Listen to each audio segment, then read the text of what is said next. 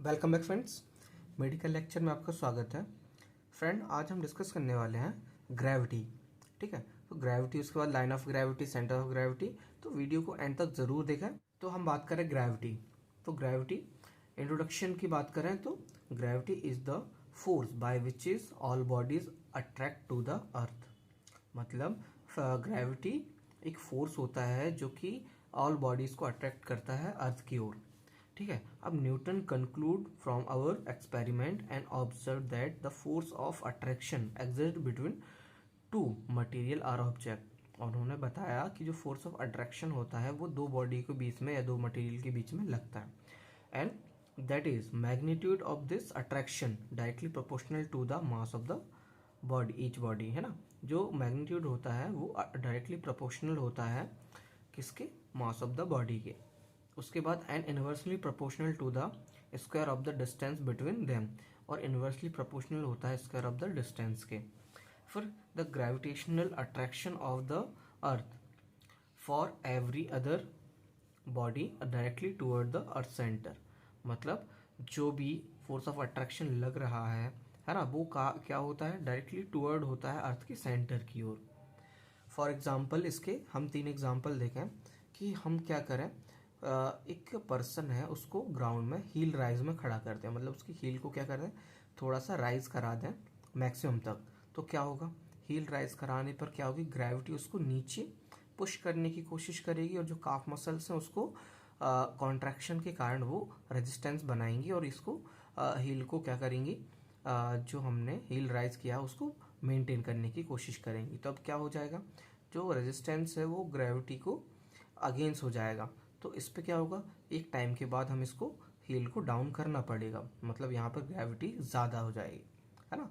तो ये क्या फर्स्ट एग्जांपल हो गया, यदि हमारा रेजिस्टेंस ग्रेविटी से अगेंस्ट में ज़्यादा है तो हम इसको ज़्यादा देर तक क्या कर सकते हैं, राइज कर सकते हैं। और जैसे ही इसका रेजिस्टेंस कम होने लगेगा हम वापस ग्रेविटेशनल फोर्स के टुवर्ड आ जाएंगे, मतलब इसको हम डाउन कर देंगे। तो क्या लिखा है, from the standing position the heel can be raise from the ground by the contraction of calf muscle working in the opposite, है ना, opposition to the resistance of the gravity. मतलब ग्रेविटी के अगेंस्ट रेजिस्टेंस में ये contraction कराने पर।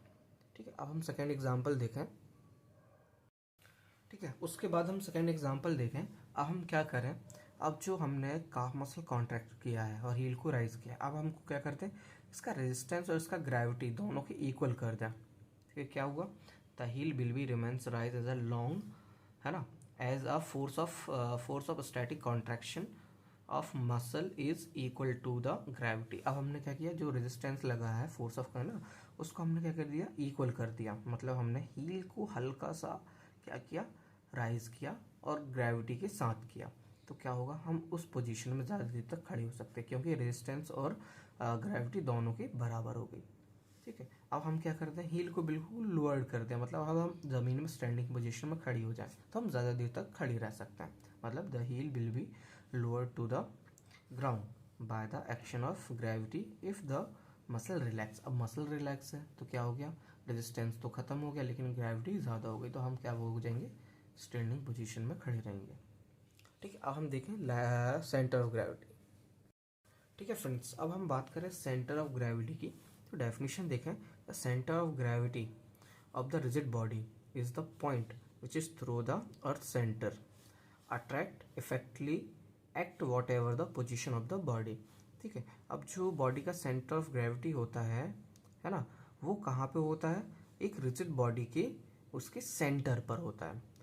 मतलब जैसे कि ये एक रॉड है, ठीक है, अब इसको हम बैलेंस करें कि ये बैलेंस हो जाए इस फलक्रम पे, तो ये कहाँ पे बैलेंस होगी, इसके सेंटर पर। मतलब ये इसका क्या कहलाया, सेंटर ऑफ ग्रेविटी, जहाँ पर ये स्टेबल होगी। एग्जाम्पल है, a rigid body will be balance when the support only its centre.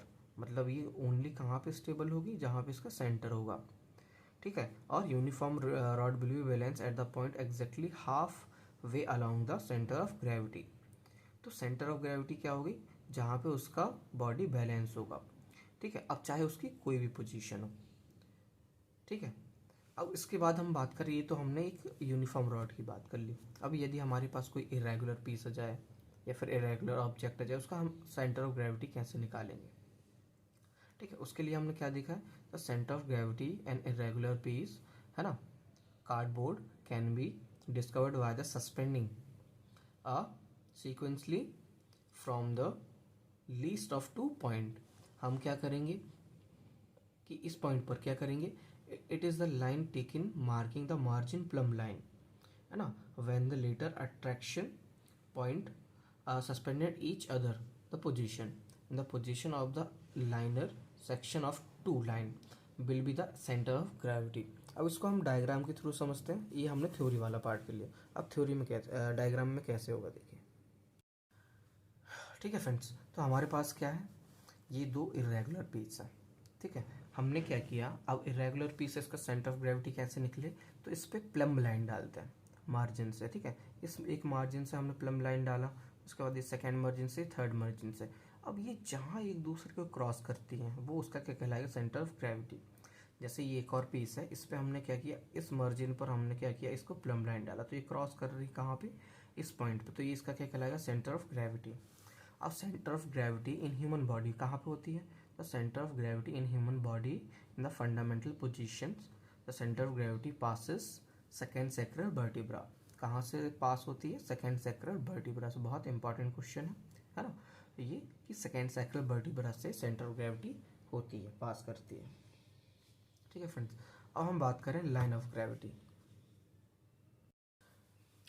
ठीक है फ्रेंड्स, तो हम बात करें लाइन ऑफ ग्रेविटी की, तो डेफिनेशन देखें, the line of gravity is an imaginary line.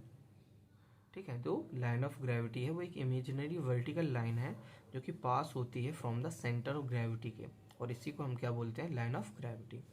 When the human body in a fundamental position, the line of gravity passes through the second sacral vertebra. मतलब ये second sacral vertebra है, इसी से होके एक इमेजिनरी लाइन पास होती है ना, उसी को हम क्या बोलते हैं, लाइन ऑफ ग्रेविटी। ठीक है, तो ये सेंटर ऑफ ग्रेविटी है सेकेंड सैक्रल वर्टिब्रा, और यहीं से होके जा रही है एक इमेजिनरी लाइन वर्टिकल, जिसे हम बोलते हैं लाइन ऑफ ग्रेविटी। जैसे कि लाइन पास करती है एक्सटर्नल ईयर, फिर शोल्डर जॉइंट, फिर second sacral vertebra, hip joint, knee joint, then ankle joint. ठीक है, the line of gravity is passes through the external ear, then shoulder, then line of gravity passes through the second sacral vertebra, then hip joint, then knee joint, then come into the ankle joint. तो this is line of gravity. तो हमने क्या क्या बात की, gravity, उसके example की, फिर हमने सेंटर ऑफ ग्रेविटी की बात की, और लाइन ऑफ ग्रेविटी। तो this is all about gravity. Hope ये वीडियो आपको इन्फॉर्मेटिव लगी हो। इस वीडियो को ज़्यादा से ज़्यादा शेयर, लाइक, कमेंट और चैनल को सब्सक्राइब ज़रूर करें। और यदि आपके कोई टॉपिक्स हों बायोमैकेनिक्स से रिलेटेड या फिर एनी सब्जेक्ट, एनाटॉमी, फिजियोलॉजी, है ना, तो उसको ज़रूर बताएं कमेंट करके, ताकि हम उसको आने वाली वीडियो में कवर करें। Thank you.